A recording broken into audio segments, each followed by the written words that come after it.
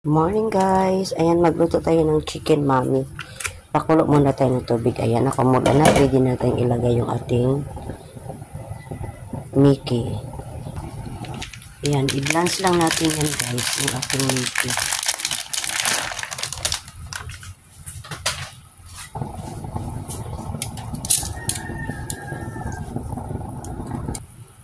Ayan, yun ang ating Mickey. Nagiwa-hiwalay na siya.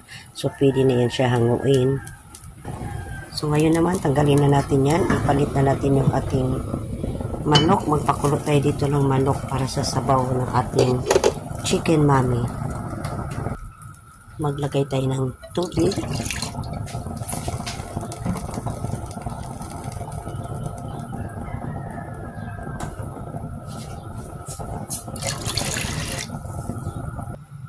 At ilagay natin yung ating chicken. Yung chicken ko guys galing pa sa freezer kaya maano yan siya. Lagyan natin ng asin.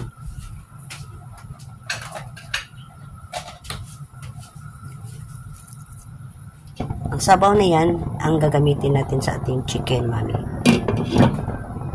Yan, maghiwa-hiwa na tayo ng ating bawang habang nag-aantay tayo sa ating manok na pinakuluan.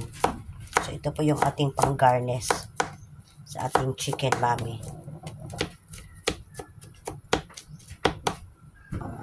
Ayan, lalagyan natin ng paminta guys, yung ating pamintang buo, yung ating pinakuluan na chicken.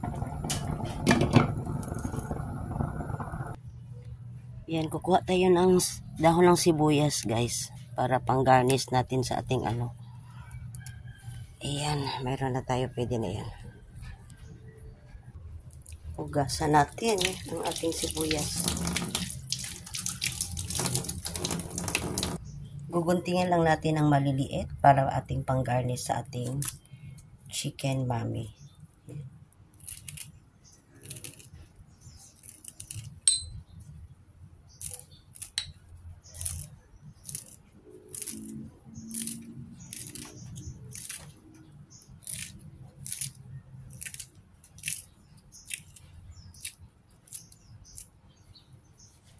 Ayan, mayroon na tayong sibuyas. Dahon, nakalibre na naman tayo sa ating sibuyas. Luto na yung ating chicken. Ayan. Magisa na tayo ng ating bawang. Lagyan na natin ng mantika dahil mainit na yung ating kawali. Ilagay na natin yung ating bawang.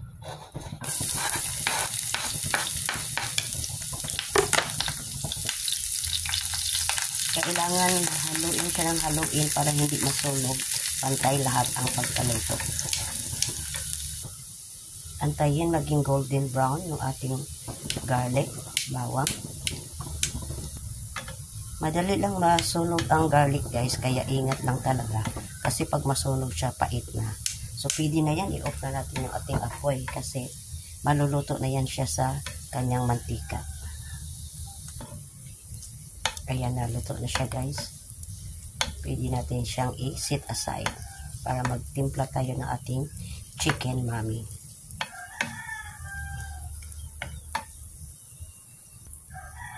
Yan, luto na.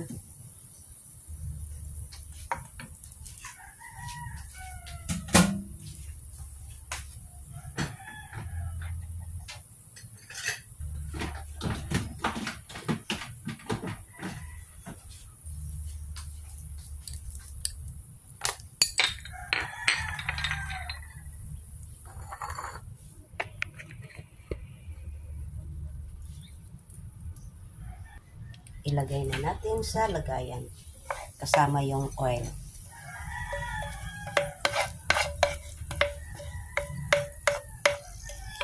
Ayan, may pang-garnish na tayo sa ating chicken mami. Ngayon, ilalagay na natin yung ating Mickey.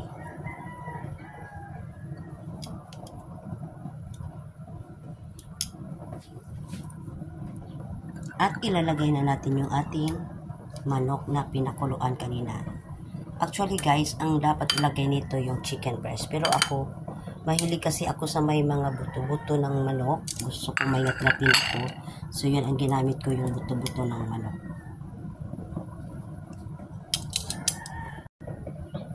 At yan, lalagyan na natin siya ng ating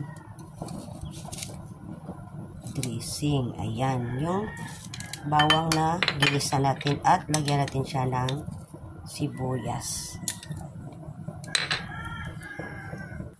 At syempre, ilalagay na natin yung ating sabaw ng manok. Ayan, may chicken mommy na tayo.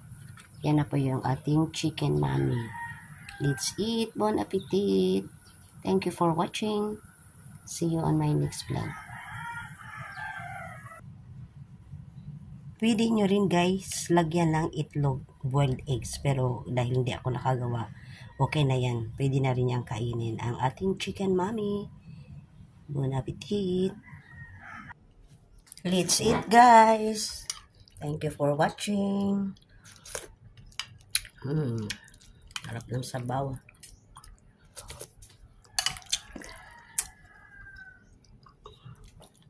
Bye-bye.